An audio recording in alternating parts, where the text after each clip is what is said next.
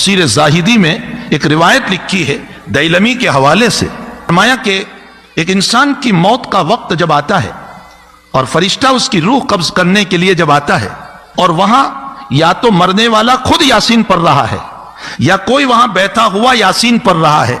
तो मलकुल मौत वापस अल्लाह के पास जाता है और यह कहता है कि अल्लाह वहां यासीन की तिलावत हो रही है, तो यासीन के जितने फरिश्ते तूने पैदा किए हैं वो सारे फरिश्ते उस मरने वाले के पास मौजूद हैं, मैं उसकी रूह कैसे कब्ज करूं? तो हदीस शरीफ में जनाब रसूलुल्लाह सल्लल्लाहु अलैहि वसल्लम ने फरमाया,